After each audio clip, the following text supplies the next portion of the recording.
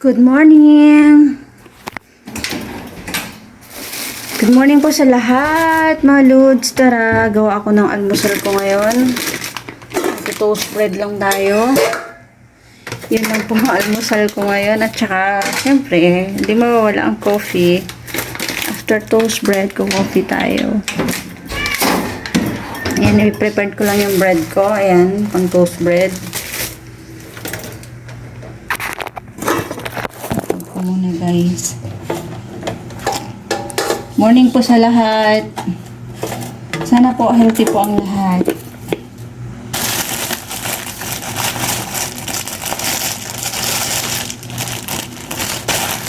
Magtutoast lang tayo mga loads. Ready na rin natin yung margarine natin, butter. Ako sa inyo. Yan, toast tayo.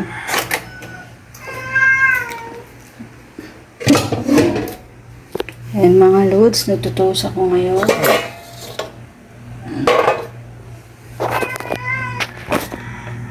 Wait, Mingming ha.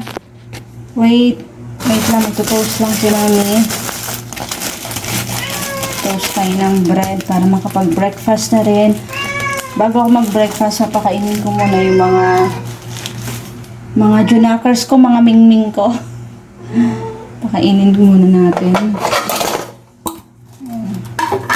Wait, Mingming, prepared ko lang bread ko.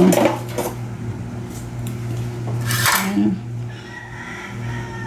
At yun na nga, Lods, habang nagtutoast ako doon, mga pusa, mga Mingming, nangangatok na. Aming! Ay! Asya! Ito na sila. Balik ka. Ayan, ito si Singer. Ito si Singer. Ginger, dito ka na, Ginger. Yan, si Ginger. O, Singer. Dagdagan pa natin. O, yung tatlo, nandun na sa loob. Inunahan na ako. Uy, dito. Come, Mami na. Ito naman, si Domingsu. Yan, dito ko na sila pakainin. Si Leminho, si Domingsu. O, Leminho kasi ayaw niya kasi makishare kay Domingsu. O, Domingsu. Yun na. Dito kami natulog sa baba, guys. Tinamad na kami umakyat kagabi. Tinamad tayo pumunta sa mga kwarto-kwarto namin. Kaya, kahit naman sa taas, yung mga kids ko sa kwarto ko natutulog. Kasi alam nilang gusto ko sila kasama. Kaya ngayon dito sila sa baba. Dito kami lahat sa baba natutulog. Ay mga junakers ko. Sa baba kami natutulog. Ay. Naangat na pala yung bread ko. Ayan. Babalik ta rin ko na lang. Kasi gusto ko siya tamang toast talaga. Number 2 lang natin. Ayan. Habang nakatoast yung bread ko, tapos ko na napakain yung mga pusa. At magbaboiled na naman ako ng coffee ko. Ayan.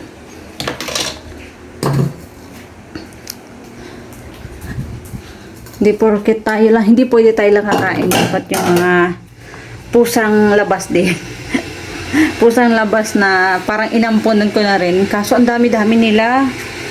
Ang isang kilong cat food na binili ko, alam nyo mga loads, halos 2 araw lang. Ang mahal pa naman. Pero sa akin okay na rin kasi, 'di ba? Iniisip ko kasi parang masarap sa pakiramdam yung napakain tayo ng hayop. Kasi nga swerte pa rin tayo kasi tayo mga tao, alam pag nagutuman tayo, kaya natin tumiskarte. Paano yung mga hayop, 'di ba? Hindi. Tayo kaya natin gumawa ng paraan. Yung mga hayop, 'di ba? At least tayo hindi tayo nangangalkal sa basura.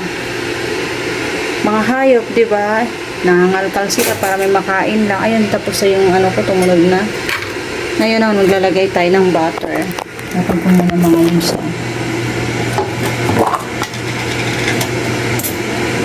Masarap kasi sa toast bread butter. Pero sa inyo, bahala kayo kung anong trip nyo. Kanya-kanya ng trip.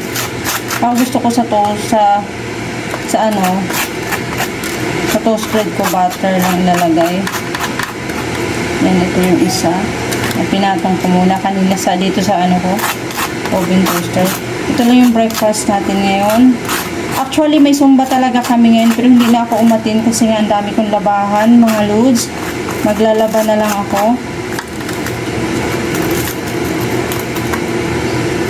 Ayan. Okay na siya. Yun na mga loads. Punta tayo dun sa table para sa coffee naman natin. Ayan. Mga junakers ko, they're still in bed. Tulog pa sila. Ayan. Ngayon naman, ipiprepare ko yung coffee. Na-coffee tayo today. No worries na, it is because I have my bread while drinking coffee. Oh, English! Hindi, kasi ano na, no worries na, ayusin muna natin yung damit natin. Uy, paano naman tayong ano. Yan. Kasi kagabi, iba yung damit ko pantulog. Nagbihis lang ako ngayon. Kasi alam nga naman, naharap ako dito pantulog ulit. Katulad dati pantulog. Ayan. At ito na mga loads, ang ating mahiwagang kape. Ating mahiwagang stick coffee. Ayan. Kahapon nga pala umatin ako ng orientation. Ang saya kasi ang galing ng teachers na nagpaliwanag. Sobrang galing niya mag-explain, kaya kami mga parents, halos kami lahat ng mga parents, wala na kami masyadong tanong kasi nga maganda magpaliwanag yung teacher. Sila lahat actually lahat ng teachers ang galing nila mag-explain. Even sa mga rules and regulations ng school, tsaka yung mga requirements. Actually si Bunso kasi grade 6 na. Tapos kaya hindi katulad dati from nursery, kinder to grade 5, may color coding sila ng notebook. Siguro just to identify kaagad ng mga student, ng mga anak natin na ito red color si ganitong subject. Ngayon naman kasi parang tinitraining na sila ng mga teacher na to be independent. Kaya hinayaan na lang sila na wala nang one color na lang. Kung depende pa rin sa mga anak natin, sa ating parents, kung anong kulay ng notebook or one color, bahala kaming mga parents. Kaya ayun, kasi by next year mag-high school na rin si Bunso. Kaya ang ganda ng orientation kahapon. Ilan lang, meron lang siguro nagtanong, dalawang nanay about dun sa notebook, kung anong notebook, kasi nasanay nga kami na as a parents na by color coding yung notebook. Ngayon since grade 6 na daw sila, sabi ng teachers, according to the teachers yesterday kahapon, na okay lang daw kahit choice na daw namin ng parents yun or ng anak namin. Kaya honestly guys, ang saya ka po ng orientation kasi naintindihan namin lahat. At saka ang nakaganda sa school, hindi sila maraming cheboreche, okay lahat, maganda. At saka maganda yung patakaran nila. Kaya sa lahat ng mga teachers out there, sa school na pinapasukan ng mga kids ko, saludo ako sa inyo lahat. Kasi naturuan nyo yung mga kids namin ng maayos. Maraming salamat sa lahat ng mga teachers. Sila yung mga totoong bayani ba. At saka syempre, of course, din yung mga OFW. Hirap kaya yung magtrabaho ka sa ibang bansa, tas yung mga anak mo naiiwan dito. Tas ang masaklap pa doon is nag-aalaga ka ng anak ng iba, tapos sarili mong anak, di ba? Ang nakakalungkot, kaya di ba nakaka-proud din yung mga parents na tinitiis nila yung titiis nila yung pagmamahal. Hindi naman pagmamahal. Ewan ko nung exact term nun natitiis nila para lang sa mga anak nila. Pero sana naman din sa mga anak dyan sana ma-realize din nila yung sakripisyo ng magulang, lalo yung mga parents na nagtatrabaho sa abroad. Kaya kayong mga anak, pag yung mga parents niyo nag-work sa abroad, talagang mag-aral kayo mabuti at mahalin nyo yung parents nyo, i-treasure nyo sila, kasi kaming mga parents, minsan lang kami dito mabuhay sa mundo tsaka ginagawa namin ang lahat para din naman sa mga anak yan, hindi para na sa amin, kasi kami tapos na kami, ito na kami, kumbaga papunta pa lang kayo. kami tapos na, narating na namin yan. Lahat na sakripisyo narating na namin. Kaya kayo bilang mga anak, mag-aral mabuti. Ganun na lang naman yung gawin nyo para sa, kung gusto nyo maging masaya yung nanay nyo. Yung hindi lang nanay, tatay din, lahat. Diba? Ang dami kong sinasabi. Ayan, tara guys, breakfast tayo. At talagang, maraming anyways pala, mga lodi ko, thank you, kasi, within 7 days na nag-start ako follow to follow, umabot ako ng mahigit 500 na I never expect. Kasi dati sabi ko, kasi dami kong mga kaibigan na nagaganyan. Sabi ko, parang, ano ba yan? Ang tiyaga nila. Sabi ko ng ganun. Tapos may point pa nga, nababasa ako, parang, syempre nagmamakawa sila na i-follow nyo rin, yung gano'n. Ngayon ko lang pala na-realize, ang hindi pala gano'n kadali gumawa ng content. Kasi, isipin mo yung darating sa point na magmamakaawa ka na hindi mo naman ginagawa, magmamakaawa ka na para lang i-follow ka. Meron naman guys ito wag naman ma-open, hindi naman lahat. Meron naman sabi follow mo, tapos, i-follow mo sila tapos pinalo mo na, tapos hindi ka naman ipapollow back. Pero sa akin okay na lang, si Lord na bahala sa kanya na pa-follow. Tapos minsan may mga ganun pang sitwasyon, dan follow, tapos yun naman pala hindi ka pala pinalo, pero okay lang sa akin kasi hindi ko naman paghihinayangan yung pagpindot ko ng like at follow kasi para sa akin okay na ikaw naman magdadala, hindi ako. 'Di ba? At least pinalo kita, sinuport kita kasi alam ko yung pakaramdam na hindi ganun kadali maging isang content creator. Alam mo yung mag-isip ka, ano kayang gagawin ko? Alam mo yung sa akin lang hindi to para sa lahat. Minsan naisip ko, ano ba yan? Para naman ako mukhang tanga. Pati yung buhay ko ina-update ko, magkakapi ako ina-update ko. Pero para sa akin, okay lang kasi ang point ko dito is maka ano siya ng tao, yung I don't know anong tawag ba nito, nakalimutan ko na. Yung makamotivate tayo ng tao na gusto natin positive lang lagi. Wala negative, basta happy lang. Dati nauuwihan ako kasi yung pagluluto ng mga ibang mga friends ko, hindi lang mga friends ko, yung iba nakikita ko na pinapakita nila kung tutusin hindi ganun kadali. Alam mo yung nagluluto ka dyan tapos nagkaharap yung video sa'yo, hindi talaga ganun kadali guys. Sobrang ang hirap pala. Pero ngayon relate ko talaga, hindi ako nang lalaita na ganun, wala akong inaano sa, sobrang hanga ako pala talaga sa ganun kasi ang hirap pala ng, alam mo may nakatutok sa'yo na video tapos nagluluto ka, minsan hindi mo alam kung ano na gagawin mo kasi gusto mo lang na maging okay ka sa lahat, although hindi naman natin mapi-please lahat pero guys, honestly maraming salamat hindi ko alam kung ano pa yung sasabihin ko, basta galing sa puso yan. Maraming salamat kasi umabot na rin ako ngayon, pang 8 days ko na is umabot na rin sa 500 plus. Sana let's support each other. Sa mga tao dyan nagsabi, okay, done na. Kayo na bahala dyan. Si Lord na bahala sa inyo kung totoo ba talaga nag-follow ba kayo. Basta ako, pag sinabi niyong follow, nag-done na, okay, nagpa-follow. Pina-follow ko talaga, nila-likes ko talaga kasi sobrang ina-appreciate ko lahat yung mga small content creator, yung mga nagsisimula katulad ko. Kasi sa akin naman is positive lang like ka man sa akin, okay lang. Pero tawag nito, happy pa rin. Happy, dapat lang tayo, positive lagi para tayo sa buhay. Kasi pag nag-negative tayo, syempre walang mangyayari. Ang end up tayo na parang unsuccessful sa buhay. Kaya kahit anong hirap ng buhay, go pa rin, happy pa rin, be positive palagi. Kahit medyo medyo nahirapan, smile lang tayo. At syempre, magdadasal palagi. Praise the best key talaga sa buhay natin. Yun lang guys, ang dami ko nang sinasabi. Baka mamaya lalamig na tong kape ko.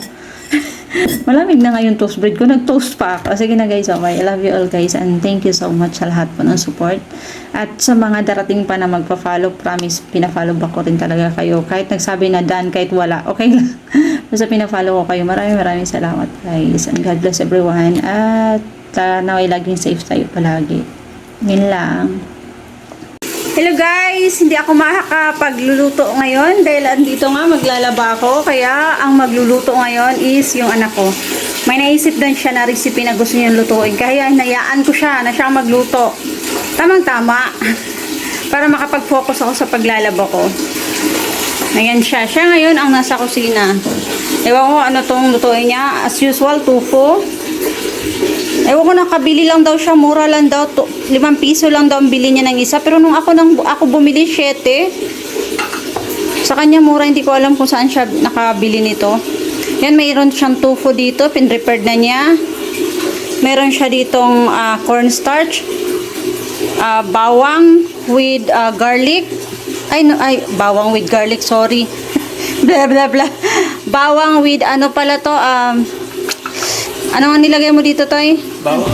Ito, this one. Ito, luya. Luya, ginger, di ba? Bulol na ako, yan. Garlic with luya, with ginger. Tapos, ayan, nag-prepare siya ng sugar niya. Ayan, meron siyang pa-ketchup. Hindi ko alam kung anong plano niyang lutuin. Pero sabi ko, kailangan sarapan mo ha, yung makain ng mga kapatid mo. Ayan yung anak ko. Yan, prepare niya yung pan. At ako na may maglalaba muna. Sige, hayaan muna natin siya guys. Tingnan natin kung ano yung resulta. Anong resulta ng luto niya ngayon. Bakit wala kang sibuyas? Okay. Yan, nilagay na niya yung tofu sa sa cornstarch niya. Sige guys, mamaya ulit tingnan natin kung ano yung gagawin niya. Ayan siya mga lods, busy. Ayan yung mga pinagamitan niya, hinugasan din niya. Kaya din niya ng makalat eh. Tingnan nga natin yung ginawa niya. Ano to, Carlo? Ha? Ilalagay sa may tofu. Pinaka-sauce niya to mamaya. I-coat daw niya guys. Yung tofu dito mamaya. Ayun yung tofu, ayun. Ayun, sabi niya anak. Ayan yung tofu niya. Pinifried niya. Mayroon niyang kaninang cornstarch. Ayun. Transfer niya. Ayan. Sige, tingnan natin mamaya kung anong resulta ng niluluto niya. Actually, marunong naman siya magluto. Pero may bago daw siyang recipe na gagawin. Kaya, ayan. Watch natin later on mga lods. Ayun guys. Be, patingin nga. Ayan yung luto niya, be. Ay, looks yummy naman. Pero itatry na rin natin. I-judge na rin natin yung luto ng anak ko. Thank you so much, anak. I really appreciate this. Tara guys. Ayan, titikman na natin. It's tikiman time. Aray ko. May rice dun, may rice kami na niluto. Nagluto ako kanina. After ko mag-coffee. Actually, hindi ko nga naubos yung coffee ko kanina, Kasi, nagkikwento ako kanina habang nagkakapikit. Napansin ko na lumalamig na kaya nakpakuha nga ng kutsara at try na mama. May powder pa. Ano to kasama? Ayan. Ito lang yung rice ko. Ito yung partner ko sa Yung sila magra-rice, saging ako. Needs natin yan, potassium. But guys, itatry natin kung masarap pa. Itatry ko yung luto ng anak ko kung masarap pa. Ayan. Siyempre, kailangan tikman. O, di ba parang, akala mo lang, parang tingnan mo siya, parang siyang pork. Ayan. Uy, parang masarap ito.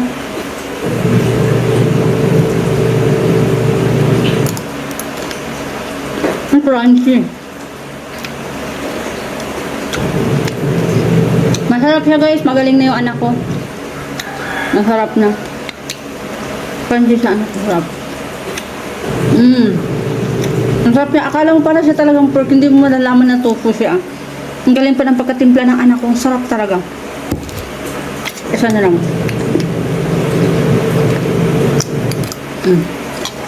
Ang sarap. Pakain na kaya kami guys. Babay muna. Sana follow pa rin po tayo. Maraming salamat po sa lahat at God bless everyone. Kakain muna kami kasi tapusin ko yung labahan ko. Maraming salamat. God bless, God bless. Maraming salamat po sa lahat nag-follow at saka sa magpa-follow pa lang.